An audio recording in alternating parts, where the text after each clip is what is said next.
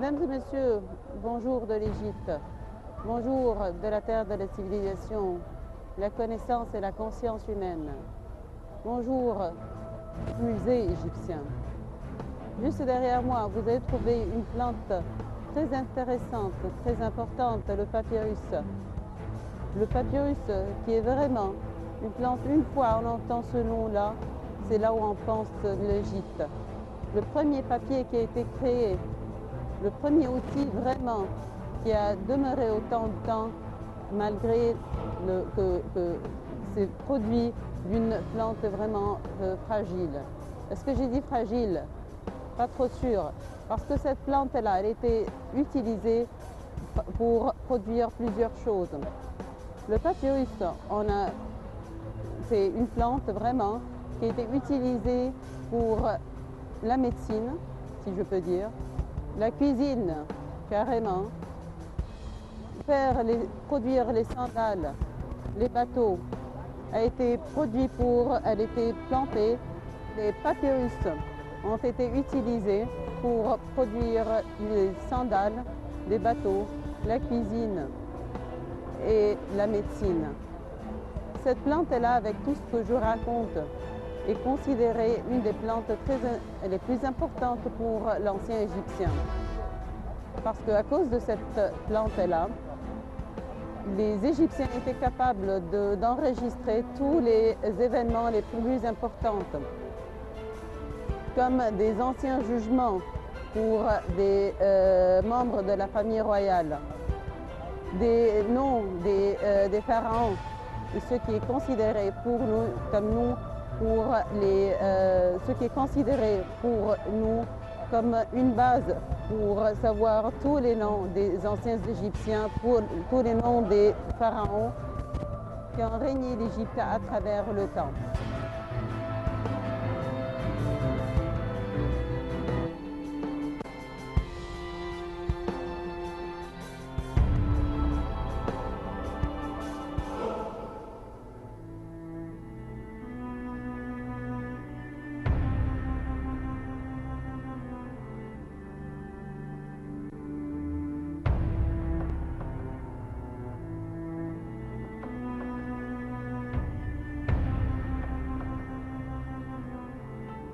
Et nous voilà dans une des chambres où il y a pas mal de nombre des papyrus. Derrière moi, vous allez trouver pas mal des papyrus qui parlent de plusieurs sujets. La plante de papyrus, comme on avait expliqué, représente une vraie richesse pour la connaissance. Les papyrus, pour nous, c'était quelque chose d'extraordinaire, parce que puisque avec le papyrus, on était capable de savoir les noms de plusieurs rois égyptiens qui avaient régné l'Égypte dans plusieurs périodes. Vous savez qu'à travers le temps, l'Égypte qui a souffert de beaucoup d'invasions, beaucoup de désordres, de chaos, a fait que pas mal de noms des rois qui ont régné l'Égypte dans des périodes intermédiaires différentes ont été perdus. Et donc on a trouvé pas mal de ces noms-là écrits sur des papyrus et sur des autres sources comme le Karnak et autres. Et à travers cette connaissance-là, qui était faite déjà par des rois égyptiens, pharaons, dans des anciennes périodes. Ces rois-là, ils ont voulu protéger l'histoire de leur pays et c'est pour cela que sur les papyrus, ils ont écrit les noms de ces rois-là. Et donc le papyrus pour nous est considéré comme une des sources de la connaissance, ou bien disons plutôt une des sources la plus importante de la connaissance égyptienne. Papyrus comme plante n'est pas seulement une source de connaissance, mais encore une source pour transmettre certains événements, comme les événements des révolutions qui avaient attaqué l'Égypte dans les anciennes périodes intermédiaires. Et comment ont-ils raconté qu'avec le temps, avec une certaine révolution qui avait attaqué l'Égypte, les princesses qui étaient dans un état très important, dans un état de royauté, est devenue des pauvres servantes à peine capables de vivre, de manger, de boire. Comment le temps a changé et a bouleversé tout ça. Tout ça a été cité dans des papyrus.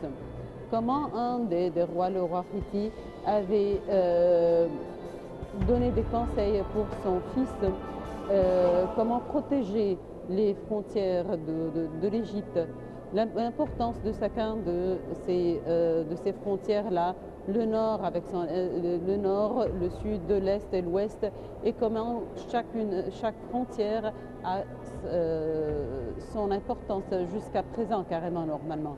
Et donc, ces papyrus-là étaient un outil de transmettre l'information très très importante. Également, avec nos correspondances avec les pays étrangers, la feuille de papyrus était comme des lettres qui étaient envoyées pour les autres pays étrangers. Et c'est pour cela qu'ils ont trouvé dans des autres pays des papyrus envoyés, et nous, pareil, on a trouvé chez nous des moyens de correspondance écrits avec leur langue. Ce qui veut dire que dans ces palais-là, de tous ces pays de cette époque-là, il y avait des gens qui faisaient le rôle de la traduction pour ces pays-là. Et donc, comme vous voyez, le papyrus est un outil de transmettre l'information très important. Le papyrus étant un outil de transmettre l'information, était également généreux de nous transmettre la croyance de l'ancien égyptien concernant encore le monde, l'autre monde, où l'homme y sera jugé devant les dieux, tel que le papyrus qui est juste de ce côté-là. Ici, nous sommes devant un des papyrus très importants qui parlait du jugement de l'autre monde. Ici, nous avons un papyrus très très important qui parle d'une croyance égyptienne vraiment pure, qui est le jugement du cœur, ou bien plutôt le jugement de l'au-delà. Nous avons devant nous ici le défunt qui observe le pesement de son cœur dans la présence des divinités égyptiennes. L'ancien égyptien pensait que le cœur, c'est l'élément le plus important. Cet élément-là possède toute la vie, toute la conscience. C'est le centre de la conscience. Et donc, si ce centre-là, il est pur, il est propre, il passe au paradis. S'il n'est pas bien, il va passer à l'enfer. Bon, c'est quoi l'enfer pour lui? L'enfer, c'est qu'il ne sera pas capable de vivre avec les divinités du monde, de l'autre monde. Mais si il est bon, il est correct, il a le cœur pur, et donc dans ce cas-là, il sera capable de joindre